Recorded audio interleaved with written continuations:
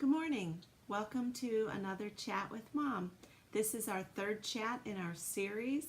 This Chat with Mom is a segment on our website, marysfingerprint.com, and I encourage you to go there and take a peek and see if there's any useful information that might help you with your walk with Christ. In case you are unfamiliar with our format, we have been asked questions and we are going through looking for biblical answers to everyday questions. If you have a question, certainly feel free to submit it and we'll be happy to take a peek at it. Also, if you have a prayer, you can also ask for prayer. We would be honored to pray with you through your need. So let's get started today. And our question today is, what can I do when I don't like a choice that someone has made in their life? And this is a good question because we all have those people that we think are making a really bad choice. So couple words there stuck out to me in this question, and the words that stuck out to me were their life.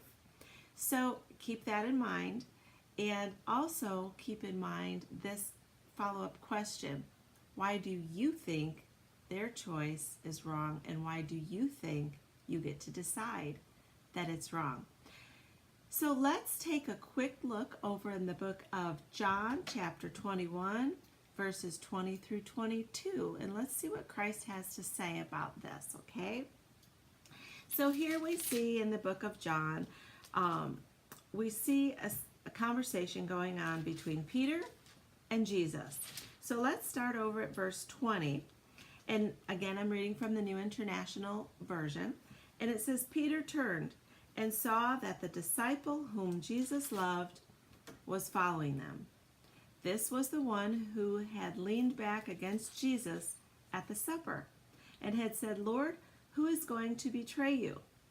When Peter saw this disciple, when Peter saw him, he asked, Lord, what about him? And Jesus answered, if I want him to remain alive until I return, what is that to you? You must follow me.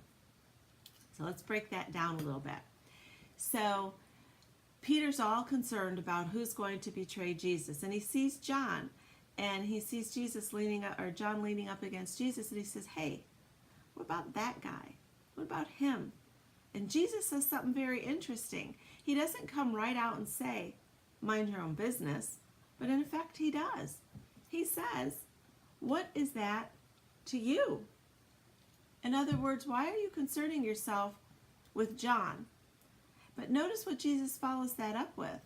He said, you must follow me. So here we see Christ saying, in effect, mind your own business. I'll take care of the situation with John, if there's a situation with John. And he says, your function, Peter, is to follow me. Take care of yourself, mind your own business, and follow me. So that's only part of our solution to what might be an answer to this question. You know, there's a lot of people in life that surround us that we think might be making a bad decision. And it's hard to sit back and to watch those people make a decision. So it's helpful, I think, if we think back about all the people through the Bible that made bad decisions. You know, we somehow hold these people in the Bible up on a pedestal and think that they must have been some really godly people. They really weren't. They were liars, thieves, murderers, adulterers. I mean, we could look at Eve in the Garden of Eden. She made a pretty doggone bad decision, didn't she? We have Abraham when he lied to the Pharaoh about his wife, Sarah. We have Lot moving in to Sodom and Gomorrah. And of course, let's not forget Lot's wife that made the bad decision to look back when she was told not to. We can think of Jonah running away from the whale. And we could think of David with Bathsheba. Not only was he an adulterer, he was a murderer because he had her husband killed. These are some really bad decisions. And I'm sure if you could go back in time and place yourself in their circle of friends, you would have said, hey, David, bad choice. Hey, Eve, wait just a minute. We might want to think about this one a little bit. And And so we find ourselves in a position of seeing somebody do something that we either have been through, and so we know the outcome and we want to save them from that outcome, or we just don't simply like what they're doing. And so we saw in the first part of this chat that Christ tells us, hey, mind your own business. I'm in control of this. If I want it to go this way, what is that to you? And just remember this one thing. All decisions, good or bad, have consequences. And you are not going to change somebody's mind if they're set on doing something. But don't forget about consequences. God gave us the free will to make these choices, but He did not give us a pass on consequences that go against His word. So let's now flip over to the book of Galatians, chapter 6, verse 7 and 8, if I could find it real quickly here.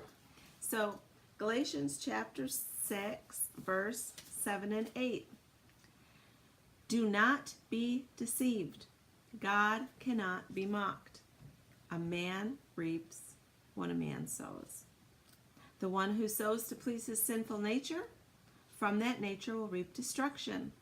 The one who sows to please the Spirit, from the Spirit will reap eternal life. So God will not be mocked. That means that throughout the entire Bible, there has never been a situation where somebody can sin or do something wrong and get away with it. God will deal with that person. Now, your friend may not be making making a sinful decision. Maybe it's just a bad decision. But don't forget, it still will have consequences because God is our eternal judge. Let's jump back to the book of Jeremiah, chapter 17, verse 10, and see if we can get there.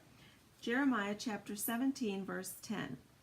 I, the Lord, search the heart and examine the mind, to reward a man according to his conduct, according to what his deeds deserve.